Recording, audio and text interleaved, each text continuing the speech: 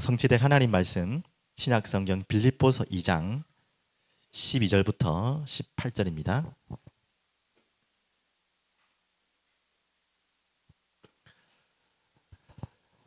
빌립보서 2장 12절부터 18절까지 성경을 보시고, 또 성경이 갑자기 찾기 어려우시고 안 보이신 분들 앞에 화면을 보셔도 되겠습니다.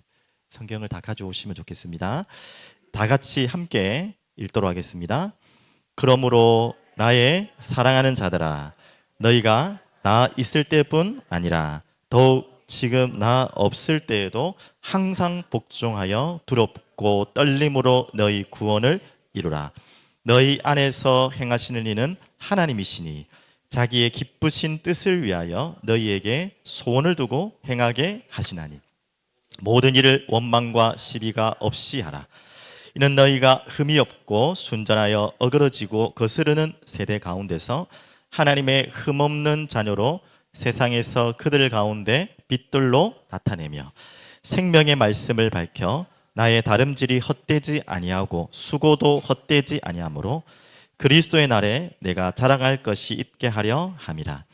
만일 너희 믿음의 재물과 섬김 위에 내가 나를 전제로 드릴지라도 나는 기뻐하고 너희 무리와 함께 기뻐하리니 이와 같이 너희도 기뻐하고 나와 함께 기뻐하라. 아멘.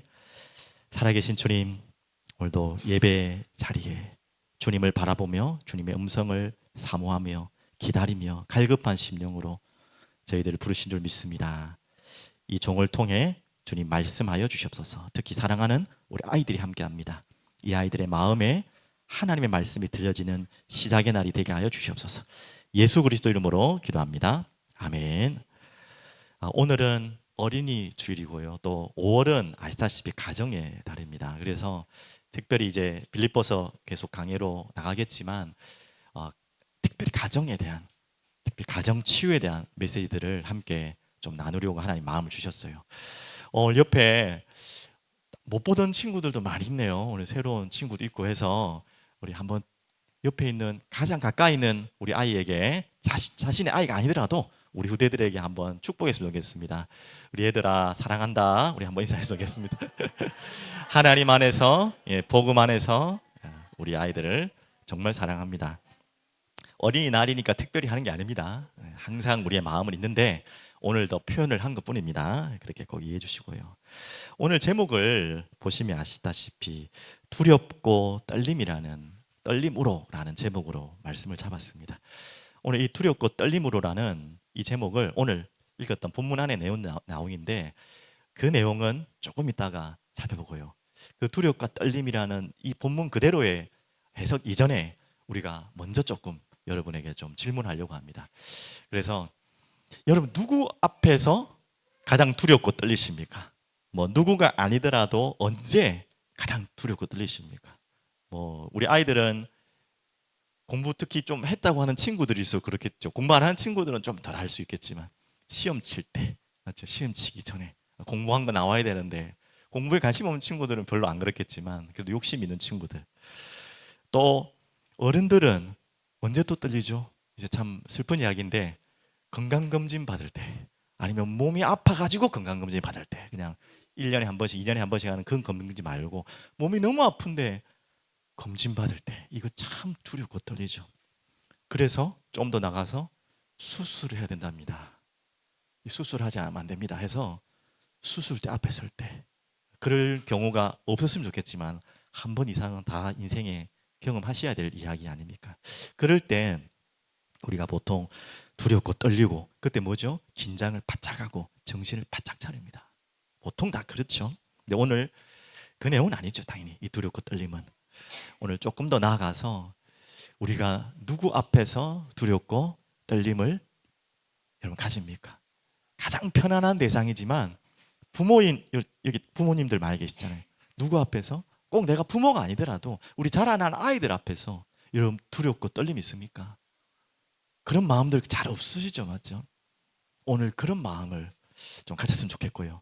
또 그 이전에 두려운, 무서운 그런 의미가 아니고요. 하나님 앞에 오늘 두렵과 떨림을 가지는 여러분 마음 상태가 되기를 오늘 축복합니다.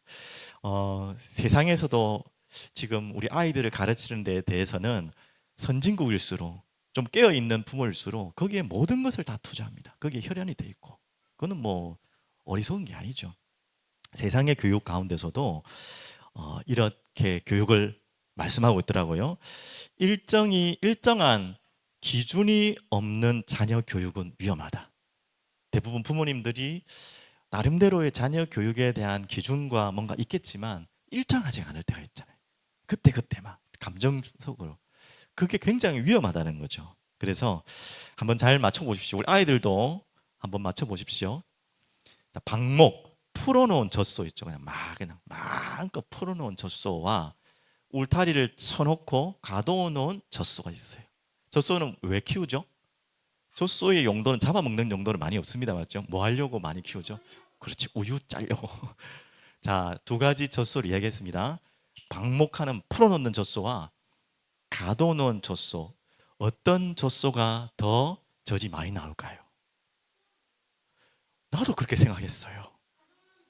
둘 중에 하나겠지 그래. 근데 그건 저는 풀어놓은 젖소라고 당연히 생각했는데 가둬놓은 젖소가 젖이 많이 나온대요. 이게 무슨 의미인지 아시겠습니까? 이 울타리가 그 젖소에게 안정감을 준다는 거예요. 안정감을. 그리고 안 좋은 환경에서 억지로 가둬놓는 좁은 곳에 그런 말이 아니라 울타리가 있어야지 이 젖소가 안정감을 느낀대. 울타리가 없으면 외부에 많은 짐승들 방어막이 없잖아요. 그러니까 불안한 거예요. 항상 자기 마음대로 하지만 불안한 거예요. 왜 이야기를 하냐면 우리 아이들이 막 반항하는 거 있잖아요. 막 부모한테 어른한테 저러면 안 되는데 싶은데 할 때 있죠. 당연히 요즘에는 ADHD다 여러 가지 이런 보이지 않는 부분들을 자세히 다 점검해야겠지만 그 이전에 근본적으로 그 부분에는 일부분도 있답니다. 제발 나를 좀 잡아주세요 라는 아우성이랍니다. 아이들 몰라요. 자기는 모르고 하는 건데 나를 조금 보호해 주세요, 나를 좀 방어해 주세요 하는 아우성일 수 있다는 거예요. 모든 걸 그렇게 적용할 수는 없겠지만 그 말은 다시 돌리면 뭐죠? 일정한 기준과 울타리가 없으면 그 아이가 너무 행복하게 편안할 것 같죠? 아닐 수 있다는 것입니다. 이 부분을 여러분들이 잘 적용하시면서 두렵과 떨림이라는 단어를 좀 이해했으면 좋겠고요. 그래서 우리가 부모된 입장에서 이걸 받으려고 하는 건 아니지만 우리 아이들이 그런 마음이 있으면 좋겠잖아요. 부모에 대한 아니면 어른에 대해서 공경하고 사랑하는 마음이 있어야 되는 건 당연하잖아요. 근데 이렇게 아이를 키우고 싶은데 우리 부모님이 중요하죠. 부모를 사랑하는 사람은 감히 남을 미워하지 못하며 부모를 공경하는 사람은 감히 남에게 함부로 하지 못한다. 참 의미 있는 이야기죠. 성경에도 그런 가르침이 있지만 세상에도 그렇게 가르치고 있어요. 세상에서 자기를 가장 사랑하는 사람인 부모조차 일단 세상에서 하나님 떠나서 일단 언약 떠나서 우리끼리 세상에서라도 가장 그 자녀를 사랑하는 사람 부모잖아요. 부모조차 사랑할 줄 모르는 아이가 그 누구를 사랑하겠냐 라는 질문을 드리고요.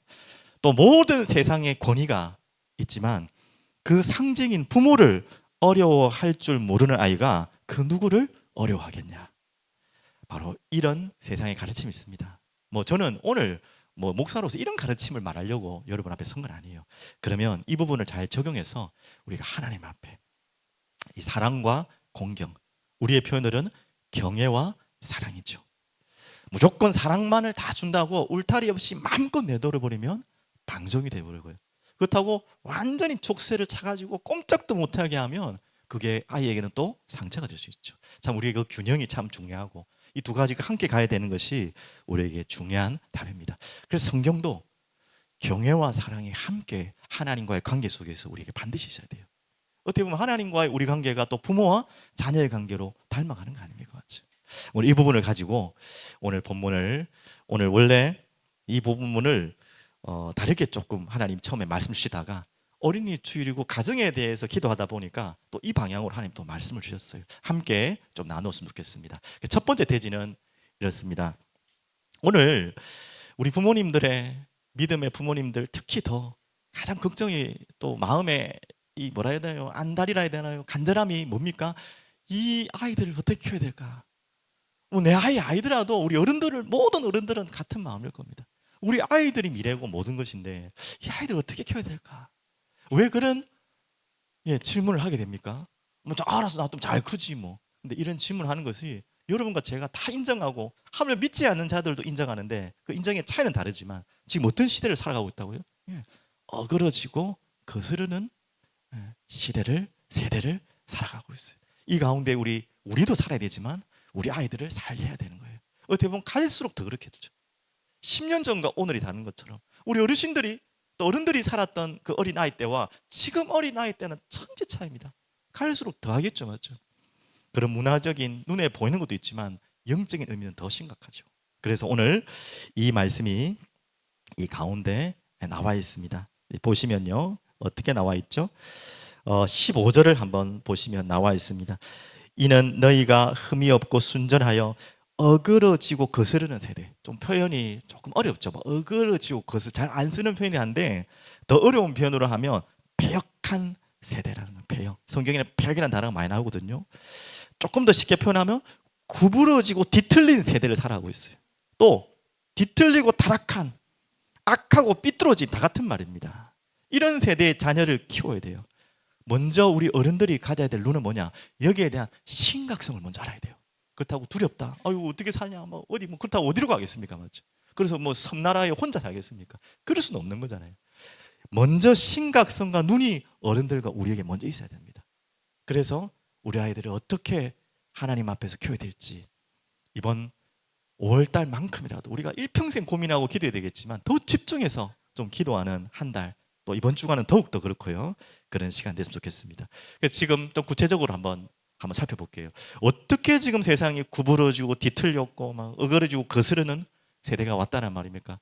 아유 버릇도 없고 아이들이 시대가 어렵고 맞는 말이지만 성경적으로 찾아가면 지금 어떤 시대냐면 그런 시대가 올 수밖에 없는 배경이 뭐냐면 생명 없는 말에 모든 사람들이 생명 걸고 있는 거예요. 그걸 생명처럼 받고 있어요. 생명도 없는 말에 그걸 생명처럼 느끼고 그것 붙들고 사는 거예요. 그런 세대가 과거에도 그랬고 갈수록 심해지고 있습니다. 그래서 이 이사야 시대 때 이사야가 한탄을 하며 하나님 앞에 받은 말씀이자 선포한 말씀이죠. 그 시대가 성경에만 그렇지요가 아니라 그 시대니까 그렇지요 아니라 지금 더욱더 그러고 더욱 그럴 겁니다. 이런 세대에 살아가야 될 아이들입니다. 한번 보실까요? 이렇게 나오고 있죠. 대저 이는 패역한 백성이요. 같이 한번 읽어도 되겠습니다. 거짓말하는 자식들이요. 여호와의 법을 듣기 싫어하는 자식들이라. 참 이게 무섭죠. 여호와의 법, 하나님의 법을 듣기 싫어하는 시대.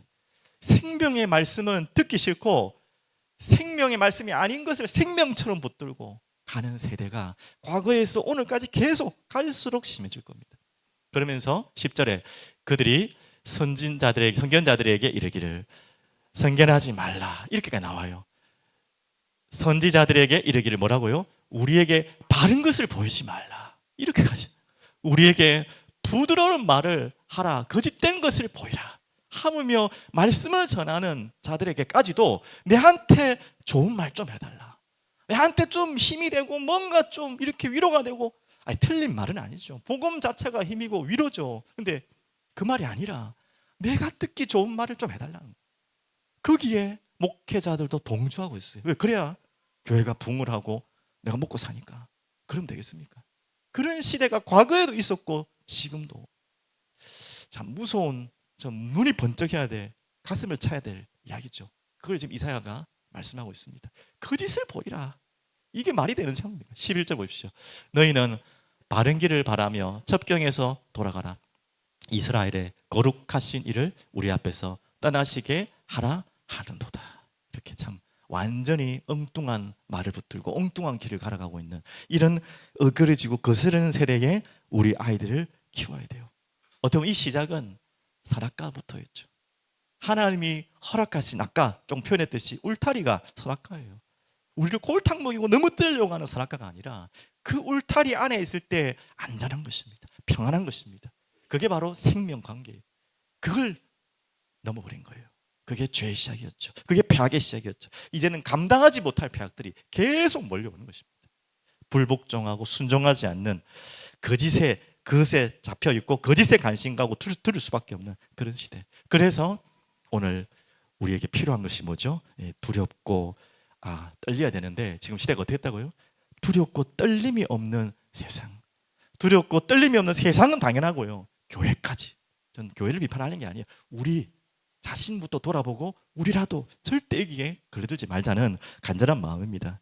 그래서 정말 복종하지 않는, 분명히 저번 주에 우리가 말씀을 받았습니다. 어디까지 복종해라.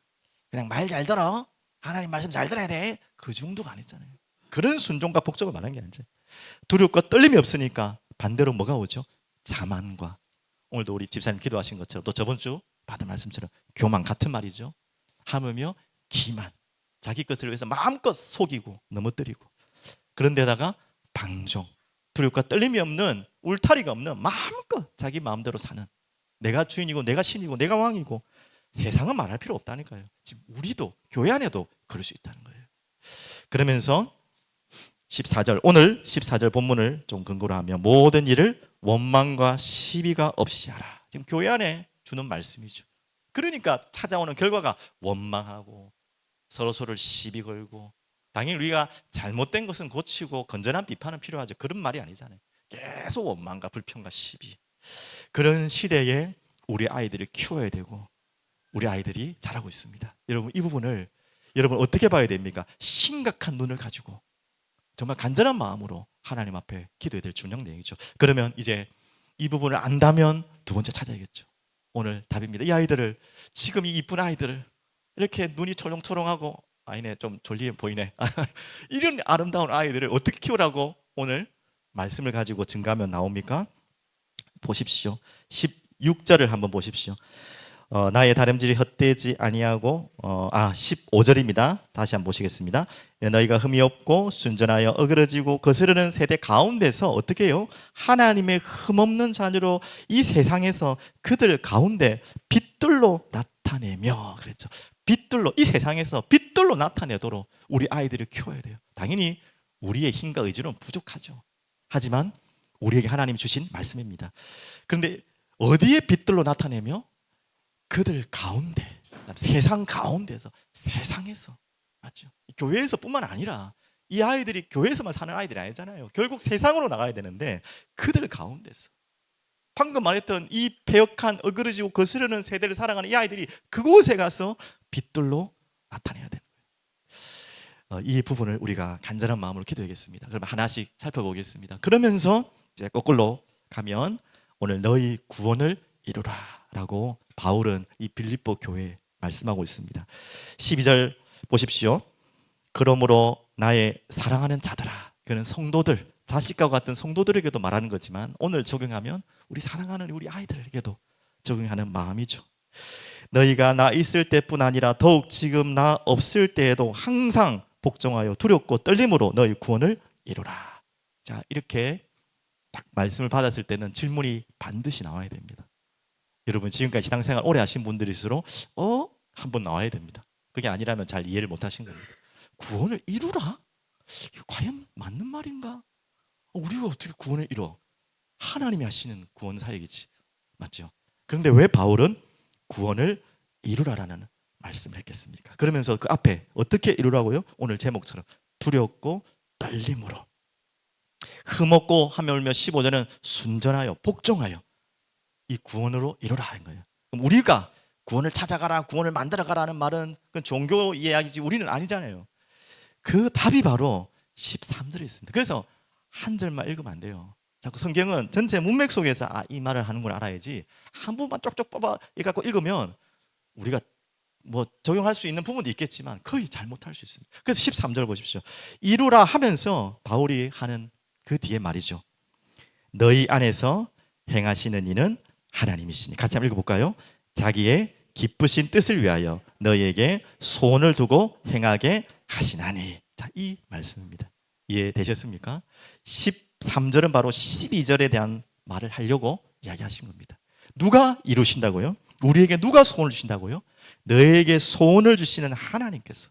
그래서 그 유명한 책도 있고 뭐 요즘 찬양도 있더라고요. 저도 참 좋아하는 찬양인데, 하나님의 열심입니다. 하나님의 열심. 이렇게 우리 안에 손을 두시고 이루어 가시는 분이 바로 하나님이신 거예요.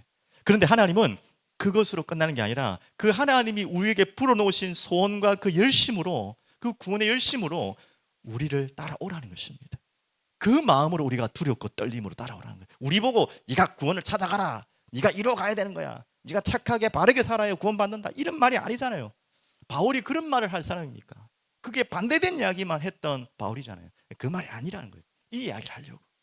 하나님이 시작하신 그 구원, 이 얼마나 소중한 구원입니까? 우리가 저번 주에도 본 이야기 아닙니까? 어떻게 우리가 구원받았습니까? 그 그리스도가 어떻게 이 땅에 오셨습니까? 하나님이 어떻게 사람으로 오셔가지고 죽기까지 복종하시고 십자가에 죽으실 만큼 우리에게 이루려고 하신 하나님의 열심, 은혜, 사랑이 바로 구원입니다. 그것을 알고 있지 않냐? 그 하나님의 열심을 너희가 알고 있지 않냐? 그 속으로 들어가라는 거예요. 그 은혜 속으로 들어가라는 거예요. 그리고 그 안에 있다면 하나님의 성령께서 여러분에게 열심을 이루어 가실 거라는 거예요.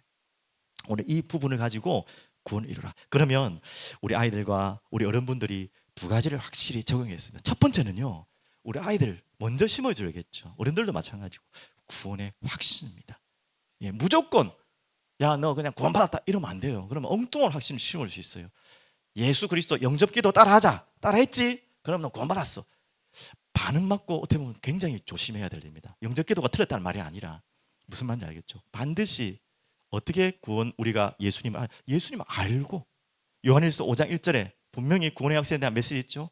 예수께서 하나님의 아들이신 그리스도이심을 믿어야 돼요. 맞죠? 이거는 하나님께로 난 자라고 그랬어요. 자, 구원의 확신의 기준이죠. 아, 내가 뭐 예수 그리스도 뭐 믿으니까 뭐 눈물 나고 콧물 나고, 맞습니다. 그거는 구원의 확신의 결과일 수 있겠지만 그게 기준은 아니에요. 내게 예수가 믿어지냐, 맞죠? 그것도 예수가 그리스도로 나를 위해 십자가에 죽으시고 살아나셔서 나의 모든 죄를 씻으신, 거기에서 돌이키신, 사망의 길에 이렇게 돌이키신 그리스도가 맞느냐, 그 사실이 정말 내가 믿냐. 여러분, 그게 먼저 확인하셔야 돼요. 그리고 반드시 어른들도 마찬가지입니다. 정말 내가 예수 그리스도를 구주로 영접했고 믿고 하나님 은혜가 왔다면 성령이 하시는 일이지만 죄에 의해서 돌이키려는 마음이 있어야 돼요. 내 과거에서 내 자신에게 돌이키려는 마음이 있어야 돼요. 그 마음이 없다면 다시, 이거는 여러분들 흔들리는 게 아니라 의심해 보셔야 돼요. 다시 한 번 더 질문해 보셔야 돼요. 막 흔들리란 말이 아니고 분명히 여러분들이 이런 확신, 고린도전서 12장 3절에도 분명히 말씀하고 있습니다. 예수께서 그리스도 하나님이 아니고서는, 성령이 아니고서는 예수를 주로 신할 수 없다 그랬어요. 그리고 여러분이 반드시 그분을 그냥 아는 분 말고 나의 주인으로 모셔야 돼요. 내게 주인으로 모신다는 말은 반대말 또 다르게 해석하면 뭐죠? 주인이 바뀌어야 된다는 말이에요. 두 주인을 모신다는 말이 아니에요. 나도 주인인데 더 좀 대단하고 좀 능력 있고 괜찮은 주인을 하나 더 모신다는 게 아니에요. 그 주인이 오시려면 그 이전의 주인은 어떻게 되는 거죠? 완전히 무너져야죠. 종이 되든지. 그리고 그 이전에 나를 사로잡았던 가짜 주인은 떠나가야겠죠. 그게 사단이죠. 여기에 대해서 우리가 반드시 알고 있어야 돼요. 그 믿음으로 우리가 예수를 주로 신하는 것입니다. 그냥 야 따라해, 어릴 때 좋은 이야기지만 아이들 순수하니까 따라해, 따라해서 기도하면 그냥 구원받는 거야. 이거는 정말 위험한 이야기예요. 정확하게 예수가 누구이신지, 왜 믿어야 되는지, 그분이 내게 주인으로 왔다면 그 주인의 의미가 무엇인지, 뭐 100%까지 우리가 이해를 못하더라도 이 부분을 정확하게 설명해주고 인정하고 영접하도록 도와주는 것이 우리 어른들, 선생님들의 중요한 사역입니다. 그리고 무조건 조심하셔야 됩니다. 너는 이거에 대한 비밀도 없이 모르면서 너 구원받았어, 뭘 흔들려, 너는 구원받았어, 무조건 심어주면 안 돼요. 그렇다고 흔들라는 말은 더욱도 아닙니다. 이 부분을 여러분 기억하시고, 또 두 번째, 두려움과 떨림으로, 이 말은 무엇입니까? 나의 연약함을 철저히 고백하고 인정하고 성령께 완전히 의지하는, 바로 그 삶을 말하는 것입니다. 이것을 가지고 너의 구원을 이루라. 오늘 아이들이 많아서 깊은 이야기, 긴 이야기는 또 수요일, 금요일 조금 더 하고요. 오늘 이렇게 우리 아이들을 세워야지. 이 세상의 이 어둠 가운데서, 어둠이 완전히 덮었잖아요. 그래야 빛들로 나타나는 거예요. 내 안에 빛이 있어야지 세상에 내가 빛이 되지. 빛에 대한 비밀을 모르고 내가 빛이 있는지도 없는지도 모르는데 어떻게 세상에 빛들로 나타내게 우리 아이들 키웁니까? 그래서 이 교육을 우리가 하늘 품고 기도하고 우리 아이들 심어줘야 됩니다. 그러면서 오늘 또 답을 주셨죠. 16절입니까? 생명의 말씀을 밝혀 나와 있죠. 밝혀라는 표현이 어려운 표현이지만 참 중요한 표현인 것 같아요. 생명의 말씀을 밝혀. 좀 쉬운 표현으로 여러분 아마 성경에도 거의 다 있을 건데 가로치고 나와 있죠. 붙들어. 이해는 그게 쉽죠. 생명의 말씀을 붙들어, 밝혀. 같은 의미입니다. 그래서 여러분이 이제 우리 아이들에게 이제 예수를 구주로 영접하고 생명을 얻는 것으로 끝나는 것이 아니라 이분이 누구인지를 계속 알아가야 돼요. 들어야 돼요. 그러면 따라가게 돼 있고 닮아가게 돼 있어요. 그래서 오늘 그 예수를 어떻게 알아야겠습니까? 많은 구절, 성경 전체가 그 이야기지만 오늘 몇 구절만 소개해드리겠습니다. 요한복음 8장 12절, 32절, 36절 일단 세 구절을 한번 보겠습니다. 우리 아이들 마음속에 예수를 구주로 영접한 그 예수가 어떤 분이신지, 어떤 빛인지 이 빛을 가지고 나가야 될 거 아닙니까? 첫 번째 구절 우리 아이들도 같이 한번 봅시다. 한번 읽어봅시다. 시작 한번 읽어봅시다. 시작. 예수께서 또 말씀하시되 나는 세상의 빛이니 나를 따르는 자는 어둠에 다니지 아니하고 생명의 빛을 얻으리라.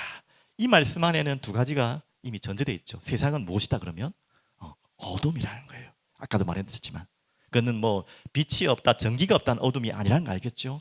영적으로 모든 것이 어둠 가운데, 더 다르게 얘기하면 뭐죠? 하나님을 떠난 세상이라는 거예요.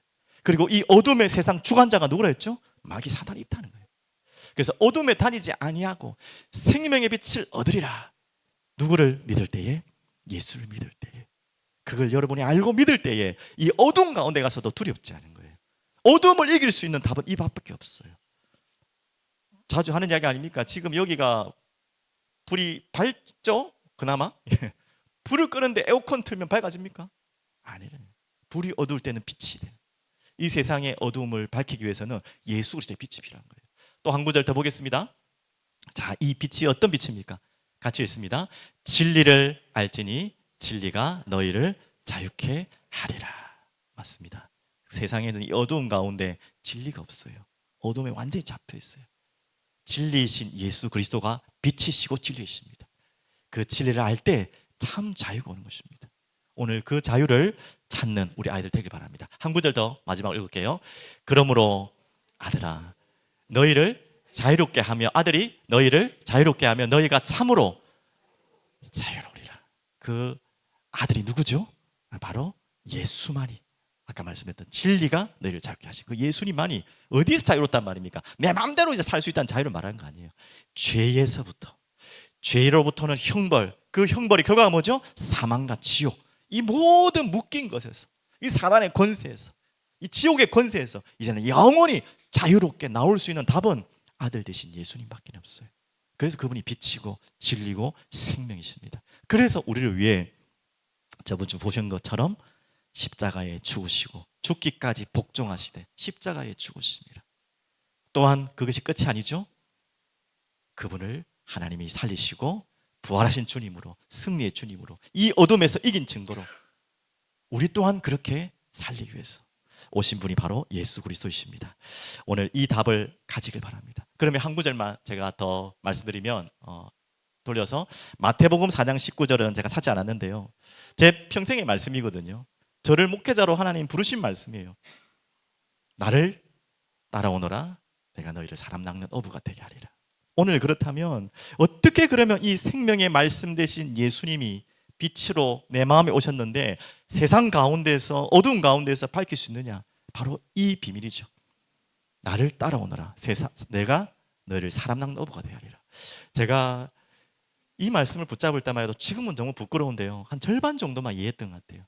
지금도 제가 완벽하게 이해한다고는 할 수 없지만 이제 조금 더 알아가는 것 같아요. 저는 그 말씀을 찾을 때 그래, 예수님 내가 믿지, 하나님 자녀지, 너무 감사하지, 그래 나도 예수님 따라서 저는 많은 사람을 낚는 어부, 사람 살리고 영혼 살리는 전도 선교에 내 인생을 다 걸겠다, 그런 마음으로 제가 목회자에 순종하고 따라왔습니다. 근데 그건 당연한 것이죠. 그것이 가볍다는 것이 아니라 그게 우리의 최종 목적지. 근데 최종 목적지로 가는 과정을 제가 몰랐던 것입니다. 알았지만 가볍게 가졌던 거예요. 그 과정 속에서 예수님을 따르라는 말은 뭐 전도 현장만 데려다니면서 전도하는 것이 문제가 아니라 그게 가장 소중한 일이지만 그 이전에 말씀이 있죠. 그 이제 다른 거 뭐죠? 나와 함께, 맞죠? 십자가까지 따르라는 거예요. 십자가를 따르라는 거예요. 그 십자가까지 따르는 자에게, 그래서 나를 따라오는 자는 자기 십자가를 지러 했잖아요. 우리는 전도 선교라는 가장 너무나 아름다운 당연한 우리의 지상 목적이죠. 하나님의 지상 목적이 우리 지상 목표인데 그것만을 바라보는데 그 이전에 먼저 따라야 될 게 있어요. 바로 십자가를 따른 거예요. 제자들도 그 말까지 못 알아듣고 따른 것 같아요. 다 버렸지만. 그러니까 보십시오. 십자가를 갈 땐 따랐습니까? 안 따랐어요. 진짜 예수님 십자가 질 때 꼭 그런 의미는 아니지만 예수님이 진짜 십자가 할 때 다 도망갔어요. 그 말은 자기 십자가를 지러 가자는 말이 무슨 말인지 이해를 못한 거죠. 뭔가 세상을 바꾸는, 뭔가 저분이 대단하고 또 구원의 길까지 알았겠지만 그 십자가까지는 몰랐던 거죠. 우리가 따라야 될 십자가는 바로 여기까지입니다. 오늘 두렵고 떨림으로 구원을 이루라는 메시지도 이 속에 포함되는 거죠. 오늘 깊은 의미를 다 설명 못 드리지만 오늘 이 답을 여러분 가지시기를 간절히 축복드립니다. 그럼 오늘 마지막 결론으로 짧게 말씀드리겠습니다. 이제 우리 아이들 꼭 기억하세요. 나중에 저기 가서도 물어볼 거예요. 목사님 물어볼 거니까 잘 기억하십시오. 이 기도 제목, 오늘 받았던 방금까지의 메시지도 기억하고 그것을 가지고 이것을 정리하시면 좋겠습니다. 우리 어른들은 마찬가지입니다. 그릇 준비. 자, 우리 부모님들과 우리 자녀들이 함께 이 그릇을 준비해야 됩니다. 자, 그러면 먼저 성경 구절을 가지고 먼저 설명드릴게요. 어떤 그릇을 준비해야 되는지 이 두 성경 구절을 찾았는데요. 첫 번째 디모데후서 2장 20절, 21절. 한번 우리 아이들도 같이 읽어봅시다. 시작. 큰 집에는 금그릇과 은그릇뿐 아니라 나무 그릇과 질그릇도 있어 귀하게 쓰는 것도 있고 천하게 쓰는 것도 있나니 그러므로 누구든지 이런 것에서 자기를 깨끗하게 하면 귀히 쓰는 그릇이 되어 거룩하고 주인의 쓰임에 합당하며 모든 선한 일에 준비함이 되리라. 아멘. 무슨 말씀이죠? 주인은 누구를 말하는 거죠? 우리가 무슨 뭐 주방에 뭐 일을 하는 사람들도 아니고 그릇 무슨 말입니까? 하나님께 귀하게 쓰임 받는 우리 아이들, 또 이런 그릇을 키우는 우리 부모님들 또 선생님들 되기를 간절히 축복합니다. 그릇을 비유로 설명했는데 지금도 우리가 이 예배를 끝나면 무엇에 담아서 밥을 먹습니까? 그릇에 담아서 밥을 먹습니다. 분명히 그래야 됩니다. 그렇지 않고서는 이상하게 됩니다. 뭐 먹을 수 있겠지만 맞죠? 그릇이 너무 중요합니다. 우리 여자분들은 더 이해하실 겁니다. 그릇을 쓰실 때 어떤 그릇을 쓰십니까? 웬만하면 뭐 배 큰 아이들은 큰 그릇이면 좋겠죠, 맞죠? 배 큰 아이들은 큰 그릇에다가 막 담아가 좋겠죠. 또 뭐 너무 막 모양이 이쁜 것도 중요하지만 좀 편리하게 쓸 수 있는 것도 좋겠죠. 하지만 그 두 가지보다 더 중요한 게 있어요. 오늘 메시지 뭐예요? 아무리 크고 아무리 뭐죠? 뭐 이쁘고 화려하더라도 편리하게 쓸 수 있더라도 이러면은 그릇을 안 써요, 여러분들은. 뭐죠? 오늘 그 이야기 아닙니까? 깨끗한 그릇. 이 깨끗하다고 해서 내가 뭐 흠도 없이 티도 없이 뭐 진짜 막 착하게 바르게 이런 말이 아니잖아요. 정말 흠 없는 그릇으로, 티 없는 그릇으로 정말 여러분들이 이렇게 하나님 앞에 달려가는 준비한 여러분들이 좋겠습니다. 그래서 우리 아이들이 어떻게 하지만 티 없이 깨끗하게 이 깨끗한 그릇 준비하고 있습니까? 예수 그리스도를 바라봐야죠. 예. 우리는 죽을 때까지 안 돼요. 하지만 죽을 때까지 그분을 바라봐야 돼요. 우리는 날마다 넘어지지만 우리 안에 성령께 완전히 의지하며 따라가야 돼요.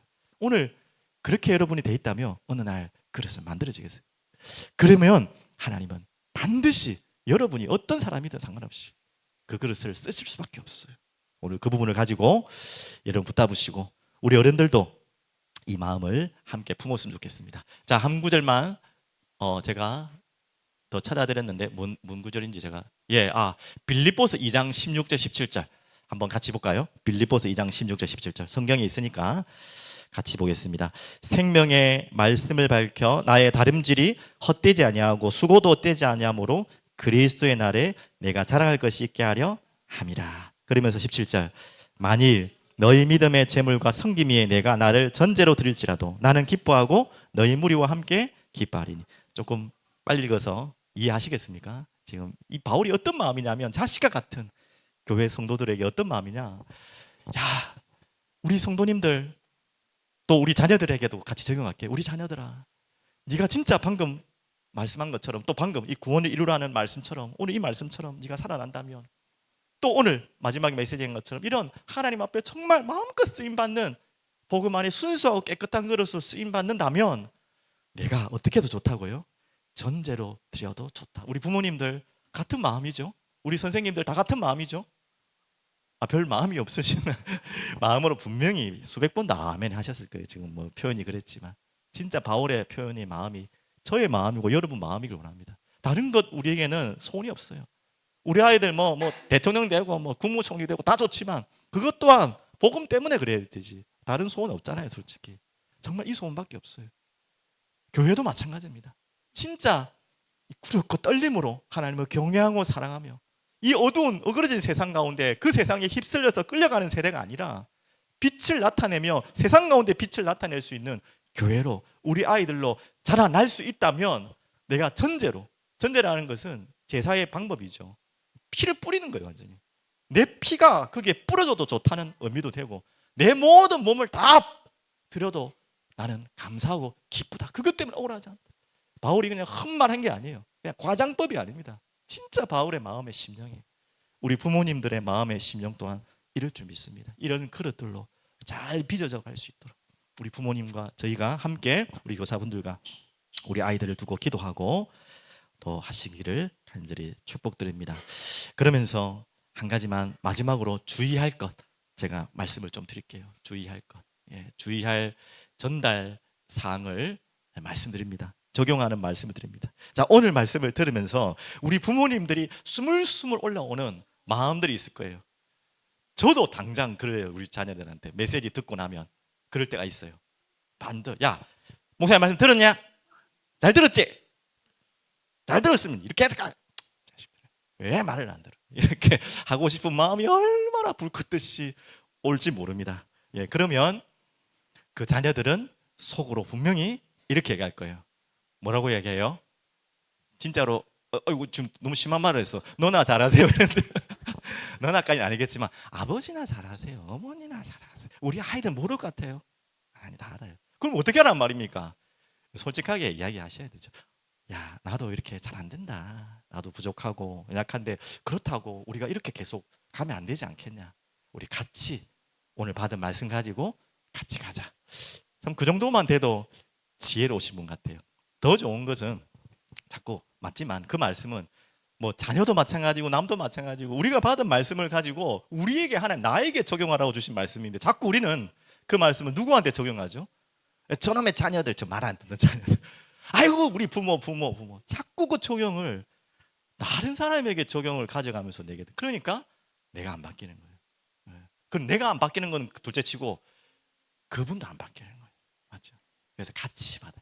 내가 먼저 받고 같이 받도록. 여러분 이 적용을 놓쳐버리면 큰일 납니다. 그래서 이번 5월달 특히 이번 주만이라도 여러분 정말로 뭐 잔소리 하지 마란 말이 아니라 여러분은 또 부모이자 자녀이시잖아요.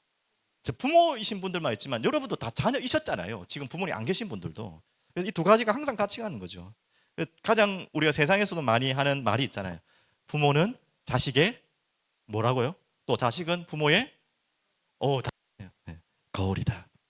이 말은 뭐냐면 뭐 세상 의미로는 거기까지 정리한다면 제가 좀 더 정리해드리면 여러분 부모님을 자세히 보셔야 됩니다. 자세히 보셔야 돼요. 그리고 여러분 부모님에 대해서 정리를 하셔야 돼요.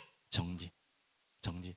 여기에 자라는 아이들도 마찬가지입니다. 여러분 부모님들 잘 보시면서 뭐 이렇게 막 이렇게 막 하라는 말이 아니라 메시지로 정리를 하셔야 돼요. 우리 과거의 부모님 너무 막 꼴도 보기 싫고 막 기억도 하기 싫다. 잊어버리고 싶다. 묻어두고 싶고 잊어버리고 싶은 마음은 알지만 그것으로는 여러분 답이 안 납니다. 근데 그 모습을 내가 그대로 닮아갈 거예요. 어쩔 수가 없어요. 묻어만 가버리면, 잊어버리면. 그러지 마시고 말씀으로 메시지로 반드시 정리할 시간표가 있어야 돼요. 알겠죠? 그래서 정말 우리 부모님의 아무리 안 좋은 모습이라도 좋은 모습도 있거든요. 그 부분을 잘 정리하셔서 하나님 앞에, 하나님 또 주신 그거니까. 또 너무 꼴보기 싫고 너무 아니다 싶은 부분들도 있잖아요. 그걸 가지고 원망하고 미워하고 뭐 불평하고 관계를 끊는 것에 여러분 결론 내리지 마시고 그것을 가지고 왜 우리 부모님은 그랬을까? 왜 저렇게 됐을 수밖에 없을까? 그리고 나는 어떻게 해야 되는가? 이 부분을 가지고 여러분들이 진짜 기도하셔야 돼요. 이것이 정말로 눈문이 열리고 해석이 열릴 때 여론이 바뀌죠. 원망하고 불평하고 버린다고 잊어버린다고 여러분의 모습이 안 되는 게 아니에요. 부모는 자식의 거울이에요. 또 나는 자식의 거울이 돼 있어요. 얼마나 섬찟하고 무서운 이야기고, 또 반대로 말하면 또 좋은 이야기일 수 있잖아요. 이게 중요합니다. 그래서 저는 성경을 통해서도 그렇고 세상을 통해서도 그렇고 좋은 부모를 만나 성공한 자녀가 있어요. 그건 당연한 거죠. 거의 가장 합리적이고 확률이 높죠. 그런데 좋은 부모를 만났지만 실패한 자녀들도 많아요. 왜 그럴까? 또 나쁜 부모, 좋은 부모, 제가 기준이 좀 어렵긴 하지만 나쁜 부모를 만나서 실패한 자녀, 그건 뭐 당연하다 할 수 있겠죠. 하지만 나쁜 부모를 만나도 성공한 자녀들이 있어요. 이건 뭐 세상적으로 성공했다는 말을 하는 게 아닙니다. 성경적으로도 있어요. 저 몇 명 떠오르는 사람들 여러분 성경적으로 정리하는 분 있을 거예요. 그 기준이 뭘까? 왜 저렇게 대단한 아버지, 저 믿음의 아버지를 두고도 아들이 저래 됐을까? 특히 솔로몬이 대표적인 이유 아닙니까? 뭐 처음엔 잘했지만 결국 무너지고, 사무엘의 자녀들 왜 그럴까? 또 반대로 저렇게 열악한 상황 속에서도, 부모가 저렇게 힘든 상황 속에서도 잘 자랐던, 또 믿음 안에 자랐던 자녀들도 또 있습니다. 그러면 이 기준은 어디에 있냐? 그래서 방금 이 부분을 고민하면서 오늘 붙잡은 답이 그렇구나. 이 모든 부분, 내가 나쁜 부모다 좋은 부모다 상관없이 자녀에게도 중요한 한 번의 정리의 시간, 책임의 시간이 있다는 거예요. 그걸 단순하게 미움과 원망 아니면 잊어버림 이런 걸로 덮어두지 마시고 하나님이 주시는 정말 메시지로, 뭐 세상 표현으로 반면교사라고 하잖아요. 완전히 잡아가지고 내 것으로 하나님 앞에 딱 잡아야 돼요. 그래야지 또 뭐예요? 내로 끝난 게 아니라 내 아이들에게 그렇게 전달되는. 그래서 누구에게도 핑계할 게 없어. 아유 우리 부모가 그러니까 내가 이렇지, 내 상황이 이렇지. 맞는 말 같지만 틀린 이야기. 오늘 여러분 자신에게 하나님은 중요한 메시지를 숨겨 두고 있어요. 그걸 반드시 찾는 정도가 아니라, 그래서 그걸 완전히 하나님 앞에 새롭게 사는 중요한 그릇으로 바꾸는 시간 되기를 간절히 기도드립니다. 기도하겠습니다. 살아계신 주님 감사합니다. 우리 어린 아이들이 자라고 있습니다. 참 배역한 세대를 살아가고 있는 시대에 오늘 주신 말씀처럼 빛을 드러내며 나타내며 증거하는 아이들로 키우기를 간절히 소원합니다. 하나님, 이 소원을 품은 부모와 교사들이 어떻게 무엇을 준비해야 될지 하나님 말씀을 허락하셨사오니 다시 한번 이 말씀을 되새기며 상고하며 돌아가서 이 말씀을 붙잡고 기도할 수 있는 은혜의 시간을 허락하여 주시옵소서. 모든 영광 주님 홀로 받아 주시옵소서. 살아계신 예수 그리스도 이름으로 기도합니다.